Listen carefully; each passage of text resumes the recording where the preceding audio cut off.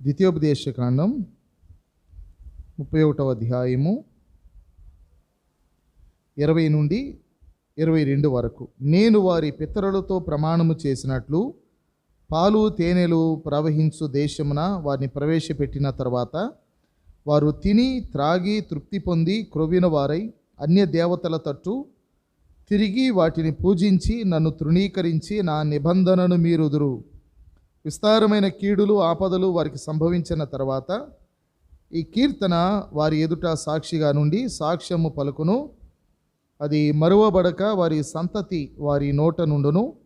నేను ప్రమాణము చేసిన దేశమున వారిని ప్రవేశపెట్టక మునిపే నేడు వారు చేయు ఆలోచన నేను ఎరుగుదును అనెను. కాబట్టి మోషే ఆ దినమందే ఈ కీర్తన వ్రాసి ఇశ్రాయేలీలకు నేర్పెను.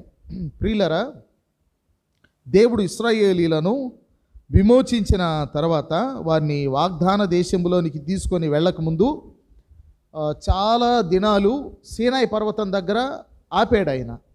సీనాయి పర్వతం దగ్గర ఆగాక బైబిల్లో నిర్గమకాండము 12వ అధ్యాయంలో విమోచించబడ్డారు కదా. తర్వాత 14వ అధ్యాయంలో ఎర్ర సముద్రమును దాటారు నిర్గమకాండం. 15వ అధ్యాయంలో మోషే ఒక కీర్తన పాడినప్పుడు వాళ్ళందరూ కలిసి పాడారు 15వ అధ్యాయం. 16వ అధ్యాయంలో సీను అరణ్యములోనికి వచ్చారు వాళ్ళు. అక్కడ నీళ్లు లేవు, దేవుణ్ణి అడిగారు, శోధించారనుకోండి. మోషే ప్రార్థన చేశాడు. ఆ తర్వాత దేవుడు నీరిచ్చారు, మారా మధురంగా మారింది, నీరిచ్చారు దేవుడు. ఇలా 16వ అధ్యాయము తర్వాత 3 దినాలకి వాళ్ళు కొద్ది దినాలకి వాళ్ళు సీనాయి అరణ్యమును దాటి పర్వతము దగ్గరికి వెళ్ళడం అనేది జరిగింది. సీనాయి పర్వతం దగ్గరికి వెళ్ళిన తర్వాత 19వ అధ్యాయం నిర్గమకాండం 19వ అధ్యాయంలో సీనాయి పర్వతం పైకి దేవుడు మోషేని పిలిచి ధర్మశాస్త్రాన్ని ఇచ్చాడు. నిర్గమకాండ 20వ అధ్యాయంలో 10 ఆజ్ఞలు ఉంటాయి. అది మొదలుకొని సంఖ్యాకాండము సగం వరకు వాళ్ళు ఆ సీనాయి పర్వతం దగ్గరే గడిపారు. వాళ్ళు ఆ సీనాయి పర్వతం దగ్గర మరి నిర్గమకాండము 19వ అధ్యాయము దగ్గర నుండి సంఖ్యాకాండం అంటే మధ్యలో లేవియాకాండం మొత్తం అక్కడే ఉన్నారు. తర్వాత సంఖ్యాకాండం సగం వరకు సీనాయి పర్వతం దగ్గరే ఉన్నారు వాళ్ళు. కనుక దేవుడు బలులు అర్పణలకు సంబంధించిన విషయాలు, కట్టడలు, విధులు ఇవన్నీ కూడా సీనాయి పర్వతం దగ్గర వారికి నేర్పడం జరిగింది. వాళ్ళు వాగ్దాన భూమిలోనికి వెళ్ళకముందే వాళ్ళకి ఏమేం చెప్పాలనుకున్నాడో అవన్నీ చెప్పాడు. మేలు చెప్పాడు, కీడు చెప్పాడు. వారు ఏం చేయాలో చెప్పాడు, ఏం చేయకూడదో చెప్పాడు, ఎలా ఉండాలో చెప్పాడు, ఎలా ఉండకూడదో చెప్పాడు. వెళుతున్న ప్రజలు ఎలాంటి వారో, మీరు ఎలా ఉండాలో ఆ విషయాల్ని దేవుడు సీనాయి పర్వతం దగ్గర చెప్పడం జరిగింది. ఇలా చెప్పి వారు గైకొనడానికి అనేకమైన ఆజ్ఞలు కూడా ఆయన ఇచ్చాడు. ఇవ్వడమే కాదు, ఆయన ఏమన్నాడంటే, మీరు నేను ఇచ్చిన ఆజ్ఞలు మీరు గైకొనరు, కొంతకాలం పోయిన తర్వాత మీలో గర్వం వచ్చింది. అప్పుడు మీరు నా ఆజ్ఞలు తృణీకరిస్తారు, ఇతర దేవతల వైపు వెళ్ళిపోతారు. మీరు ఆ విషయాన్ని దేవుడు ముందుగానే చెప్పాడు. మీరు ఇతర దేవతల వైపు తిరుగుతారు, మీకు కీడులు కూడా సంభవిస్తాయి అని కూడా దేవుడు జరగబోయే విషయాన్ని ఆయన ముందుగానే వారి గురించి చెప్పడం మనం చూస్తాం. అది 31వ అధ్యాయము 20వ వచనములో ద్వితీయోపదేశకాండములో చదువుకున్నాం మనం. నేను వారి పితరులతో ప్రమాణం చేసినట్లు పాలు తేనెలు ప్రవహించు దేశమున వారిని ప్రవేశపెట్టిన తర్వాత వారు తిని త్రాగి తృప్తి పొంది క్రొవ్విన వారై అన్య దేవతల తట్టు తిరిగి వాటిని పూజించి నన్ను తృణీకరించి నా నిబంధనను మీరుదురు అని జరగబోయే విషయాన్ని దేవుడు ముందుగానే చెప్పాడు. అంటే ఇశ్రాయేలీలు ఎలాంటి వారో ఆయనకు బాగా తెలుసు. వారు అలా తొలగిపోయాక వారి కీడులు కూడా వస్తాయి. అప్పుడు వారి కీడు వచ్చినప్పుడు వారు ఏమంటారు? ఏమంటే కీడు వచ్చినప్పుడు ఏమంటారు? ఇశ్రాయేలీల అరణ్యములో వారు ప్రయాణం చేస్తూ ఉండగా త్రాగడానికి నీళ్లు లేవు. ఏమన్నారు వాళ్ళు? వారికి ఆహారం లేదు. ఏమన్నారు వాళ్ళు? శత్రువులు ఎదురయ్యారు, వారిని ఎదుర్కోవడానికి వీళ్ళకి ధైర్యం లేదు. ఏమన్నారు వాళ్ళు? మోషే మీద అహరోను మీద తిరుగుబడలేదా? ఐగుప్తులో సమాధులు లేవని అరణ్యములో చచ్చునట్లుగా మమ్మల్ని ఇక్కడికి తెచ్చావా అన్నారు కదా. వారు ఐగుప్తులో ఉండగా ఏమన్నారు వాళ్ళు? మమ్మల్ని విమోచించమని దేవుణ్ణి అడిగారు. కానీ విమోచించాక చిన్న చిన్న కష్టాలు రాగాల్ని మమ్మల్ని ఎందుకు తీసుకొచ్చావు, అరణ్యములో మమ్మల్ని చావడానికి తెచ్చారా అని చెప్పి ఇప్పుడేమో ఇలా మాట్లాడుతున్నారు. ఆ విషయాలు దేవునికి తెలుసు. ఒకవేళ వారు కనుక వాగ్దాన భూమిలోనికి వెళ్ళినాక శత్రువులు ఎవరైనా వీరి మీదకి వచ్చి దాడి చేశాక వీరికి గనక ఇబ్బంది కలిగితే దేవుడు ఏమయ్యాడు, మమ్మల్ని విమోచిస్తానని చెప్పాడు, మాకు తోడై ఉంటానన్నాడు కనుక దేవుడేడి ఇలా మాట్లాడతారని దేవుడికి ముందుగానే తెలుసు. అయితే కీడులు ఎందుకు వచ్చినాయి అని అంటే దేవుని విడిచి అన్య దేవతల వైపు తిరగడం వలన కీడు వచ్చింది. కీడు వచ్చాక వారు ఏమన్నా దిద్దుకున్నారంటే లేదు, దేవుని మీద నింద వేయడానికి వారు ముందుకు వస్తున్నారు. అందుకని వారి స్థితిని ఎరిగిన దేవుడు ఆయన ముందుగానే మీకు ఇలా జరుగుతుంది, మీరు నా ఆజ్ఞలు గైకొనకపోతే గనక, నా కట్టడలు గైకొనకపోతే మీకు ఇలా జరిగిద్ది, ఇలాంటి కీడులు వస్తాయి, అప్పుడు మీరు నా మీద నింద వేయకుండా ఉండడానికి మీకు ఈ కీర్తన సాక్ష్యం అని చెప్పి ఒక కీర్తన వారి మీద సాక్ష్యముగా ఉంచినట్టుగా మనం చూస్తున్నాం. దానికి ముందుగా ఆయన ధర్మశాస్త్రాన్ని సాక్ష్యంగా పెట్టాడు. ద్వితీయోపదేశకాండము 31వ అధ్యాయము 24 నుండి ఈ ధర్మశాస్త్ర వాక్యములు మోషే గ్రంథమందు సొంతముగా వ్రాయుట ముగించిన తర్వాత మోషే యెహోవా నిబంధన మందసమును మోయి లేవీలను చూచి ఆజ్ఞాపించినదేమనగా, మీరు ఈ ధర్మశాస్త్ర గ్రంథమును తీసుకొని మీ దేవుడైన యెహోవా నిబంధన మందసపు ప్రక్కన ఉంచుడి, అది అక్కడ నీ మీద సాక్ష్యార్థముగా ఉండును అన్నాడు. అది అక్కడ నీ మీద సాక్ష్యార్థముగా ఉండును అన్నాడు. ఏది సాక్ష్యార్థం? ధర్మశాస్త్రం. ఏముంది అందులో? మేలుంది, కీడుంది. మేలెవరికి? గైకొన్న వారికి. కీడెవరికి? గైకొనని వారికి. ఇదే మీ మీద సాక్ష్యం అని చెప్పాడు. కనుక దేవుని ఎదుటగా మనం వెళ్ళినప్పుడు దేవుడు దేన్ని బట్టి తీర్పు తీరుస్తాడు అని అంటే వాక్యాన్ని బట్టి తీర్పు తీరుస్తాడు. అందుకే దేవుడు ధర్మశాస్త్రమును వారి మీద సాక్ష్యార్థముగా ఉంచినట్టుగా మనం చూస్తూ ఉంటున్నాం. ప్రియులారా, మన తీర్పులన్నీ మన సొంత ఆలోచనలు బట్టి ఉంటాయి. నేను మంచోడిని, నేను మంచిదాన్ని, నేను చేసేదంతా కరెక్ట్గా ఉంటుందని. కానీ వాక్యము వెలుగులోనికి వచ్చాక వాక్యాన్ని తెరిచి వాక్యమును బట్టి తీర్పు తీరుస్తాడు ఆయన. బైబిల్ గ్రంథంలో అపోస్తుల కార్యములలో అపోస్తుడైన పౌలు ఒక న్యాయ సభ ఎదుట నిలవబడిన సన్నివేశాన్ని మనం ఎరుగుదాం. అలా నిలవబడినప్పుడు ఒక పెద్ద ఎదురుగా కూర్చొని ఉన్నాడు. జరిగిన సంఘటన అపోస్తుల కార్యములు 23వ అధ్యాయంలో మనం చూస్తాం. 23:1 నుండి పౌలు మహాసభ వారిని తేరి చూచి, సహోదరులారా, నేటి వరకు కేవలం మంచి మనస్సాక్షి గలవాడనై దేవుని ఎదుట నడుచుకొని చుంటినని చెప్పాను. అందుకు ప్రధాన యాజకుడైన అననీయ అతని నోటి మీద కొట్టుడని దగ్గర నిలిచిన్న వారికి ఆజ్ఞాపించాను. ప్రధాన యాజకుడైన అననీయ, ఏంటి ఎక్కువ మాట్లాడుతున్నావు అన్నట్టుగా పౌలుని అతను నోటి మీద కొట్టండి అన్నాడు అన్నమాట. ఎందుకంటే తాను ఏది చేస్తే అది కరెక్ట్ అనుకున్నాడు. అననీయ, ప్రధాన యాజకుడైన అననీయ. అయితే పౌలుకు ధర్మశాస్త్రం తెలుసు కనుక పౌలు అంటాడు కదా 3వ వచనంలో, పౌలు అతన్ని చూచి, సున్నము కొట్టిన గోడ దేవుడు నిన్ను కొట్టును, నీవు ధర్మశాస్త్రము చొప్పున నన్ను విమర్శింప కూర్చుండి ధర్మశాస్త్రమునకు విరోధముగా నన్ను కొట్టను ఆజ్ఞాపించుచున్నావా అనేను. కనుక అననీయ తనకు వ్యతిరేకంగా మాట్లాడుతున్నాడు అనుకొని పౌలుని అతను నోటి మీద కొట్టండి అని ఎంతమందిని కొట్టించాడో కదా అననీయ. తాను ఏది చేస్తే అదే న్యాయం అనుకున్నాడు. కానీ పౌలుకి ధర్మశాస్త్రం తెలుసు. అందుకనే పౌలు అన్నాడు కదా, సున్నం కొట్టిన గోడ దేవుడు నిన్ను కొట్టును, కనుక ఎంతమంది నోటి మీద కొడతావు నీవు, దేవుడు నిన్ను కొట్టును అన్నట్టుగా పౌలు ఈ అననీయని అంటున్నాడు, ధర్మశాస్త్రము చొప్పున తీర్పు తీర్చ కూర్చుండి నీవు నన్ను కొట్టడానికి ఆజ్ఞాపించుచున్నావా అని అన్నాడు. కనుక దేవుని సింహాసనం ఎదుటికి వెళ్ళినప్పుడు దేవుడు మన మీద ధర్మశాస్త్రమును లేక వాక్యమును సాక్ష్యార్థముగా ఉంచుతాడు. ఆయన ఇశ్రాయేలీలకు అదే చెప్పాడు, ఈ ధర్మశాస్త్రమును మందసం ప్రక్కన ఉంచండి, అది మీ మీద సాక్ష్యార్థముగా ఉంటుంది అన్నాడు. రెండవది, మనం ద్వితీయోపదేశకాండం 31వ అధ్యాయంలో 28వ వచనాన్ని కనుక చూస్తూ ఉంటే 31:28, నేను చనిపోయిన తర్వాత మరి నిశ్చయముగా తిరుగుబాటు చేయుదురు కదా మోషే అంటున్నాడు. మీ గోత్రముల పెద్దలనందరినీ మీ నాయకులను నా యొద్దకు పోగు చేయుడి, ఆకాశమును భూమిని వారి మీద సాక్షులుగా పెట్టి నేను ఈ మాటలను వారి వినికిడిలో చెప్పేదను అని అన్నాడు. ఆకాశాన్ని భూమిని మీ మీద సాక్షిగా పెడతాను. మన మీద సాక్ష్యం చెప్పేవి ఉన్నాయి. ఆకాశము నీ మీద సాక్ష్యం చెప్తుంది. దేవుని ఎదుట నిలవబడినప్పుడు భూమి నీ ఎదుట సాక్ష్యం చెప్తుంది.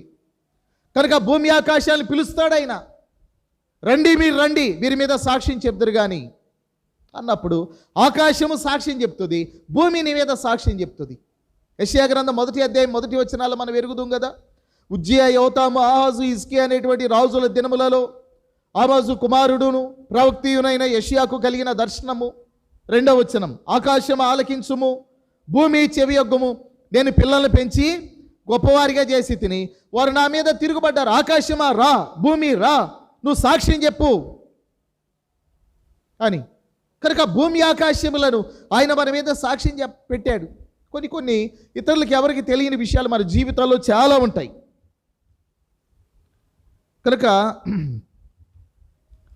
పిల్లి పాలు తాగుతూ నన్ను ఎవరు చూడట్లేదు అనుకుంటుందంట అనే విషయం మనం ఎరుగుదాం. మనం కూడా చాలాసార్లు దారిన పోతూ ఉంటే ఏదైనా విలువైన ధనం కానీ వస్తువు కానీ కనబడంగానే మొట్టమొదటి చేసే పని ఏంటంటే ఇటు అటు చూస్తాం. ఎవరూ లేరనుకుంటే దాన్ని తీసి జేబులో వేసుకుంటాం. నన్ను ఎవరు చూడలేదు, అయిపోయింది. కానీ సాక్ష్యం ఉన్నాయి, ఆకాశము భూమి. నిర్గమకాండం 2వ అధ్యాయంలో ఒక ఐగుప్తీయుడు ఒక ఇశ్రాయేలీయుడు కొట్లాడుకుంటున్నారు. ఐగుప్తీయుడు ఇశ్రాయేలుని కొడుతున్నాడు. ఈ సన్నివేశం జరుగుతున్నప్పుడు మోషే వెళ్ళాడు, ఐగుప్తీయుడిని కొట్టాడు, వాడు చచ్చిపోయాడు. బైబిల్లో రాయబడిన మాట ఏంటంటే మోషే ఇటు అటు చూచాడు, ఎవరు లేరు, ఇసుకలో పాతి పెట్టేశాడు, ఎవరు చూడలేదు. మరునాడు ఇశ్రాయేలీయుడు కొట్లాడుకుంటున్నారు. మోషే మరలా వెళ్ళి మీరు సహోదరులు మీరెందుకు కొట్లాడుకుంటున్నారు అంటే వారిలో ఒకడు అన్నాడు కదా, నేను ఐగుప్తీయుడిని చంపినట్టుగా నన్ను చంపాలనుకుంటున్నావా అని. మోషే ఇటు అటు చూశాడు కదా, ఎవరో చూడలేదు అనుకున్నాడుగా. కనుక మన జీవితము బాహాటంగా దేవుని ఎదుట నిలవబడినప్పుడు ఆకాశము భూమి మన మీద సాక్ష్యము పలికేటువంటి ఒక దినం ఉన్నది అనే విషయాన్ని మనం మర్చిపోవద్దు. కనుక ఆయన ధర్మశాస్త్రమును సాక్ష్యంగా పెట్టాడు, భూమి ఆకాశములను సాక్ష్యంగా పెట్టాడు. మత్తయి సువార్త 10వ అధ్యాయం, మత్తయి సువార్త 10వ అధ్యాయము 26వ వచనములో, కాబట్టి మీరు వారికి భయపడకుడి, మరుగైనదేదియు బయలుపరచబడకపోదు, రహస్యమైనదేదియు తెలియబడకపోదు అని అన్నాడు. ఎందుకంటే ఆకాశమును భూమిని సాక్షులుగా పెట్టానన్నాడు దేవుడు. కనుక ద్వితీయోపదేశకాండంలో ఇశ్రాయేలీలకు ఇవన్నీ చెప్పాక ధర్మశాస్త్రమును సాక్ష్యార్థంగా ఉంచండి, భూమిని ఆకాశాన్ని సాక్ష్యార్థంగా ఉంచండి, సాక్షులుగా పెట్టండి అనే మాటలు మనం చూస్తున్నాం. ఇవి మాత్రమే కాకుండా మనము ముఖ్యమైన 3 సాక్ష్యాల్ని మనం చూస్తాం. వాటిని గురించి కొన్ని పాఠాలు కూడా మనం నేర్చుకోవడానికి ప్రయత్నం చేస్తాం. బైబిల్ గ్రంథంలో ద్వితీయోపదేశ కాండము 31వ అధ్యాయము 20 నుండి 22 వరకు మూలవాక్యంగా చదువుకున్నాం మనం. అందులో మనం ఒక విషయాన్ని చూస్తూ ఉన్నాం. ఇందులో మనం ఏం గమనిస్తూ ఉన్నామనంటే దేవుడు మోషేతో చెప్పాడు కదా, మోషే ఒక కీర్తన రచించు నేను చెప్పినట్లుగా, దాన్ని ఇశ్రాయేలీలకు అభ్యసింపచేయి, వారి చేత పాడించు అని అన్నాడు. కనుక దేవుడు చెప్పినట్టే మోషే కీర్తన రాశాడు. ఆ కీర్తన మరి ఇశ్రాయేలీలకు నేర్పాను. 22వ వచనంలో చూస్తాం. కాబట్టి మోషే ఆ దినమందే ఈ కీర్తన వ్రాసి ఇశ్రాయేలీలకు నేర్పాను. 30వ వచనం, అప్పుడు మోషే ఇశ్రాయేలీల సర్వ సమాజం యొక్క వినికిడిలో ఈ కీర్తన మాటలు సొంతముగా పలికెను అనే మాటలు మనం చూస్తూ ఉంటున్నాం. కాబట్టి మోషేకి దేవుడు చెప్పాడు. మామూలుగా అయితే కొన్ని మర్చిపోతాం, కానీ పాట రూపేణ ఉంటే కొన్ని మర్చిపోం. పాటలు అనుకోండి చాలా తేలిగ్గా ఉంటాయి, గుర్తుంటాయి. మనకు వాక్యాలు గుర్తుండకపోవచ్చు, కానీ పాటలు చాలా గుర్తుంటాయి. పాటల్లో కూడా వాక్యాలు చాలా ఉంటాయి. ఇందాక మనం పాడిన దేవుని స్తుతించుడి అనే పాట ఉంది కదా, మీకు 150వ కీర్తన వచ్చా చూడకుండా? ఎవరికైనా వచ్చా 150వ కీర్తన? కానీ పాట వచ్చా దేవుని స్తుతించుడి అని? ఆ పాట ఆ కీర్తన అంతే. అందులో ఉన్న వాటిని పాట రూపేణ మీరు ఎప్పుడైనా దేవుని స్తుతించుడి అనే పాట పాడవలసి వస్తే పాటల పుస్తకం అక్కర్లేదు, 150వ కీర్తన తీస్తే చాలు. ఆ కీర్తన పాట రూపేణ రాశారు. మనకి కొన్ని వచనాలు గుర్తుండకపోవచ్చు, కానీ పాట రూపంలో ఉన్నవి బాగా గుర్తుంటాయి. అందుకని దేవుడు ఇశ్రాయేలీలకు ఒక కీర్తన వ్రాయించి ఇది పాడించండి. ఆ పాట వారు పాడతారు, వారి పిల్లలు పాడతారు, వారి పిల్లలు పాడతారు. ఏదో ఒక దినాన వారు దేవుని విడిచి వారి కీడుల్లో పడిపోయాక, దేవునికి దూరం అయిపోయి కీడుల్లో పడిపోయాక, ఓ దేవుడే మమ్మల్ని ఇలా చేశాడు అని దేవుని మీద నేరారోపణ మోపినప్పుడు పాట ఉంటుంది కదా సాక్ష్యంగా. కనుక ఆ కీర్తన సాక్ష్యపు కీర్తన. ప్రియులారా, మనం పాడి వదిలేస్తాం, కానీ ఎన్ని పాటలు మన మీద సాక్ష్యం చెప్తాయో దేవుని దగ్గరికి వెళ్ళాక. నీ కొరకే బ్రతికేదనయ్యా, నీ కొరకే జీవించేదనయ్యా, లోకం నాకు అక్కర్లేదయ్యా, లోకం వైపు చూడనయ్యా. మీ పాటలో ఎన్ని ఉంటాయో అవి మీరు పాడే పాటల్లో. ఎంత ప్రేమ ఉంటుందో, ఎంత త్యాగం ఉంటుందో పాటల్లో. కానీ జీవితంలోనికి వచ్చేసరికి, అందుకని ఒక ఆయన క్రైస్తవులు అబద్ధాలు ఆడరు కానీ అబద్ధాలు పాడతారంట. దేవునిట నిలవబడినప్పుడు సాక్ష్యపు కీర్తన ఉన్నది కనుక సాక్ష్యపు కీర్తన దాన్ని నేర్పు, అది మీ మీద సాక్ష్యముగా ఉంటుంది అని దేవుడు చెప్పాడు. సాక్ష్యార్థమైన ఒక కీర్తన నేర్పించాడు. అది 32వ అధ్యాయములో ఆ సాక్ష్యపు కీర్తన మనం చూస్తాం. ద్వితీయోపదేశకాండం 32వ అధ్యాయంలో అదొక కీర్తన. అందులో మొదటి 4 చరణాలు పరిచయ వాక్కులు. ఈ పరిచయ వాక్కుల్లో ఆకాశ మండలమా చెవియొగ్గుము నేను మాట్లాడుదును, భూమండలమా నా నోటి మాట వినుము అని దేవుడు భూమి ఆకాశాలను సాక్షులుగా పెట్టిన విషయాన్ని జ్ఞాపకం చేస్తూ తన వాక్కు ఎలాంటిదో, తను ఎలాంటి వాడో, తన మహాత్మ్యం ఎలాంటిదో, ఆయన ఎలాగ ఆశ్రయదుర్గంగా ఇశ్రాయేలీలకు ఉన్నాడో, ఆయన కార్యాలు ఎలాంటివో, ఆయన న్యాయములు ఎలాంటివో అవన్నీ మొదటి 4 వచనాల్లో దేవుడు చెప్పాడు. అది పరిచయం. 5 నుండి 6 వచనాల్లో ఆరోపణ కనబడుతుంది. ఏంటి ఆరోపణ? కుమారుడు తండ్రిని విడిచినట్టు ఇశ్రాయేలీలు ప్రియమైన బిడ్డలుగా ఉండవలసిన వారు నన్ను విడిచారు. అది ఆరోపణ. అదే అన్నాడు కదా, వారు తమ్ము చెరుపుకొనిరి, ఆయన పుత్రులు కారు, వారు కళంకులు, మూర్ఖత గల వక్ర వంశము.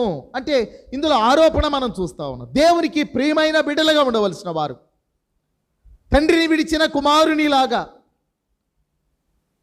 వారు పాడైపోయిన వారిగా మనకు కనబడతా ఉన్నారు. కనుక ఆ విషయాలు మనం చూస్తున్నాం. తర్వాత 7 నుండి 14 వచనాల్లో ఇశ్రాయేలు పట్ల దేవుని గతకాలపు విశ్వాస్యత అందులో మనం చూస్తాం. గతంలో దేవుడు ఎంత నమ్మకమైన వానిగా ఇశ్రాయేలీల పట్ల తన విశ్వాస్యతను కనపరిచాడో మనం చూస్తాం. బైబిల్లో ఒక మాట ఉంది, మనం నమ్మదగిన వారమైనను ఆయన నమ్మదగినవాడు. ఆయన విశ్వాస్యత ఎంత గొప్పది. నీవు నేను క్షేమంగా ఉన్నామంటే మన నీతి కాదు, దేవుని యొక్క నమ్మకత్వం, దేవుని విశ్వాస్యత. ఆయన మంచివాడు కనుకనే, ఆయన మంచితనాన్ని బట్టి మాత్రమే. కనుక ఇశ్రాయేలీల పట్ల దేవుని విశ్వాస్యత ఎంత గొప్పదో 7 నుండి 14 చరణాల్లో అందులో మనం చూస్తాం. ఒక్క మాట మనం జ్ఞాపకం చేసుకుంటాం. చూడండి 10వ వచనములో, అరణ్య ప్రదేశములోను, ద్వితీయోపదేశకాండం 32:10, అరణ్య ప్రదేశములోను భీకర ధ్వని కలిగిన పాడైన ఎడారిలోను వాని కనుగొని ఆవరించి పరామర్శించి తను కనుపాపను వలె వానిని కాపాడెను అన్నాడు. ఇంకెలా నడిపించాడో ఆ తర్వాత కూడా చెప్పాడు. గతకాలంలో దేవుని విశ్వాస్యత ఇశ్రాయేలీల పట్ల అందులో మనం చూస్తాం. తర్వాత 15 నుండి 18 వచనాలు కనుక చూస్తూ ఉంటే దేవుని విశ్వాస్యతకు ప్రతిగా కృతజ్ఞత కలిగి ఉండవలసిన వారు కృతజ్ఞత లేని భ్రష్టత్వాన్ని ఎలా చూపారో అందులో మనం చూస్తాం. 15 నుండి 18 వచనాలు మనం చూస్తూ ఉంటే, ఉదాహరణకి ఒక మాట మనం జ్ఞాపకం చేసుకుంటాం. అందులో 16వ వచనం, వారు అన్యుల దేవతల చేత ఆయన కోపం రోషం పుట్టించిరి, హేయ కృత్యముల చేత ఆయనను కోపింపజేసిరి. వారు దైవత్వము లేని దయ్యములకు, తామెరుగని దేవతలకు, క్రొత్తగా పుట్టిన దేవతలకు వారు బలులు అర్పించారు. దేవుని పుట్టించిన దేవుని ఆశ్రయదుర్గాన్ని విసర్జించారు. వాళ్ళు దేవుని యొక్క విశ్వాస్యతకు ప్రతిగా నమ్మకంగా ఉండవలసిన వారు కృతజ్ఞత లేని వారిగా వారు మరి స్పందించడం అనేది 15 నుండి 18 చరణాల్లో మనం చూస్తూ ఉంటున్నాం. అంత మాత్రమే కాదు, 19 నుండి 27 వరకు 19 నుండి 27 వరకు వారి భ్రష్ట స్థితికి దేవుని ప్రతిచర్య. 19 నుండి 27 వరకు వారి భ్రష్ట స్థితికి దేవుని ప్రతిచర్య ఎలా ఉన్నదో మనం చూస్తూ ఉంటాం. కనుక 22లో చెప్పాడు, నా కోపాగ్ని రగులు కొనును, పాతాళాగాధము వరకు అది దహించును, అది భూమిని దాని పంటను కాల్చును, పర్వతముల పునాదులను రవులబెట్టును అనే మాటలు మనం చూస్తాం. దాని కింద అన్నాడు, వారికి ఆపదలను విస్తరింపజేసేదను అనే మాటలు మనం చూస్తాం. కనుక ఇశ్రాయేలు నుండి దేవుడు ఏమైతే వారికి ఇచ్చిన కాపుదలు ఉన్నాయో వాటిని ఉపసంహరించుకున్నాడు ఆయన. కనుక వారికి ఆపదలు సంభవిస్తాయి, కీడులు సంభవిస్తాయి అనే మాటలు దేవుడు పలికాడు. ఇది దేవుని ప్రతిచర్య. తర్వాత 28 నుండి 43 వరకు ఇశ్రాయేలీలకు దేవుని యొక్క సలహా ఉన్నది. ఇశ్రాయేలీలకు దేవుని సలహా. 28 నుండి 43 వరకు మనం ఆ విషయాల్ని మనం చూస్తూ ఉంటున్నాం. ఏంటి దేవుని సలహా అంటే, మీరు జ్ఞానం తెచ్చుకోండి, మీరు బుద్ధి తెచ్చుకోండి, మీరు నా తట్టు తిరగండి అన్నట్టుగా దేవుడు చెప్తూ వచ్చాడు. ఇది అన్యులు ఉన్నారు, వారిని నేను ఎలాగా మరి తృణీకరించి మీకు మేలు చేశానో జ్ఞాపకం చేసుకొని నా తట్టు తిరగండి అన్నట్టుగా దేవుని సలహా. ఈరోజు నీకు నాకు కూడా దేవుడిచ్చే సలహా ఏంటంటే, దేవునికి దూరంగా ఉండి ఎంతకాలం నీవు నష్టపోతావు, దేవుని దగ్గరకు రా, మేలు పొందుదువు. కానీ మీరు నా తట్టు తిరిగిన ఎడల నేను మీ తట్టు తిరుగుదును. ఇదే యెహోవా వాక్కు, ఇది దేవుని సలహా. ఇంతటితో ఈ కీర్తన ముగుస్తుంది. కానీ అధ్యాయంలో ఇంకా మరికొన్ని వచనాలు అలా మిగిలి ఉన్నాయి. 44 నుండి 47 వరకు మోషే ఇశ్రాయేలీలను పురికొల్పడం, ప్రోత్సహించడం. మీరు అలా ఉండకూడదు, మీరు ఇలా ఉండాలి అని వారిని ప్రోత్సహించడం మనం చూస్తాం. 48 నుండి 52 వరకు మోషేకు దేవుని యొక్క చివరి ఆజ్ఞ, ఇక చాలు, నువ్వు నెబో పర్వతం ఎక్కు, నేను నిన్ను తీసుకొని వెళ్ళిపోతాను, వాగ్దాన దేశాన్ని చూడవు, నీవు అందులో అడుగు పెట్టవు, నువ్వు వచ్చేసేయమని దేవుడు మోషేకి ఆజ్ఞాపించడం అనేది 48 నుండి 52 వరకు మనం చూస్తూ ఉంటున్నాం. ప్రియులారా, ఇందులో 52 వచనాలు ఉన్నాయి. 32వ అధ్యాయంలో ద్వితీయోపదేశకాండంలో అందులో మొదటి వచనము నుండి 43 వరకు కీర్తన మనం చూస్తాం. ఇది ఇశ్రాయేలీలకు నేర్పు అన్నాడు. 43 చరణాలు కలిగిన ఒక కీర్తన ఇశ్రాయేలీలకు నేర్పు, అది వారి మీద సాక్ష్యార్థముగా ఉంటుంది అన్నాడు. కాబట్టి దాన్ని ఏమన్నారంటే సాక్ష్యపు కీర్తన అన్నారు. సాక్ష్యపు కీర్తన. ప్రియులారా, కీర్తనలు మన మీద సాక్ష్యం చెప్తాయి అనే విషయాన్ని మనం మర్చిపోవద్దు.